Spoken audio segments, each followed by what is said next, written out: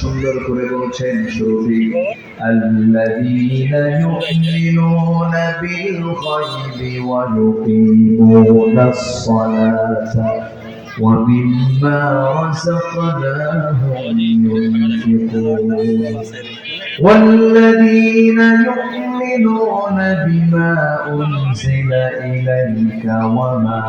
أنزل من قبلك وبالآخرة هم يوقنون الله أكبر ইমানদার কারা মুত্তাকি কারা আল্লাহ রাব্বুল আলামিন বলেন পাঁচটা গুণ যারা অর্জন করবে সূরা বাকারা শরীফে যারা পরমেশ্বরকে বিশ্বাস করবে আল্লাহকে দেখা যায় না কিন্তু বিশ্বাস করে নিয়েছে ইথা দেখা যায় না বিশ্বাস করে নিয়েছি মধ্যাকর্ষণ শক্তি দেখা যায় না বাতাস দেখা যায় না মার পেটে 9 মাস ছিলাম তাও আমরা হই নাই কিন্তু ছিলাম দেখি নাই মার দুধ পান করেছি 2টা বছর আমরা পান করেছি কিন্তু আমাদের মনে আমরা দেখি নাই কিন্তু পান করছি কিনা বলেন মার পেটে থাকছে কিনা বলেন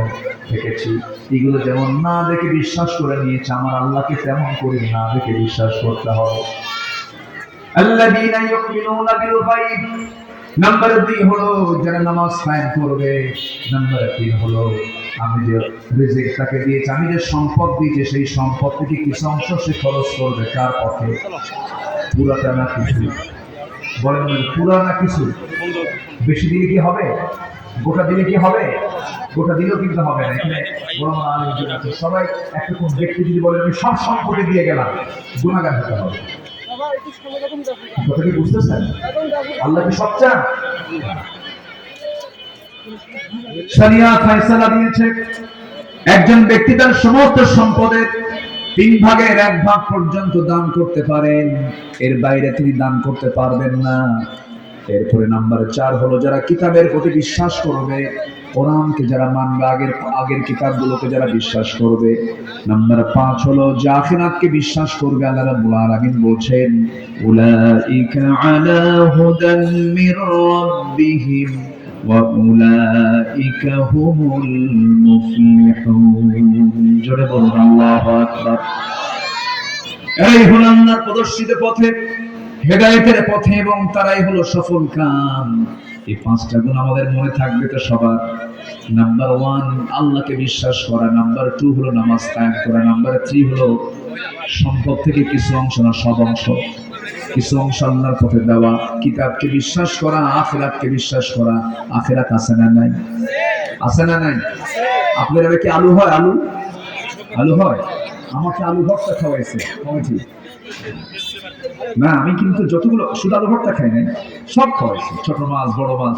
দুর্নাম করতেছি না সব খাইছি কিন্তু এর মধ্যে সবচেয়ে মজা পেয়েছি হচ্ছে আপনাদের ওই যে খুব পিছলা মানে চিটকে আছে না চিটকে যে আলু ওটাকে কি আলু বলে এলাকায় বিলাতি ও যে লাউ না এটা নাম বিলাতি আচ্ছা বিলাতি আলু না বিলাতি আলু এই আলুর ভিতরে যে আল্লাহ পাক কত মজা রেখেছেন আল্লাহু আকবার আমি যতগুলো খাবার খাইছি এর মধ্যে ভর্তাটা সবচেয়ে বেশি প্রিয় হয়েছে আলহামদুলিল্লাহ বলে এটা কিন্তু কোথাও পাওয়া যায় না শুধু আপনাদের এক্সট্রাই দিনাজপুর অঞ্চলে এটা বেশি পাওয়া যায় বলি আলহামদুলিল্লাহ এই আলু যখন জমিতে লাগায় যেটা বড় আলু এই আলু কি বড় আলু লাগায় কি করে এটা কাটে না কাটে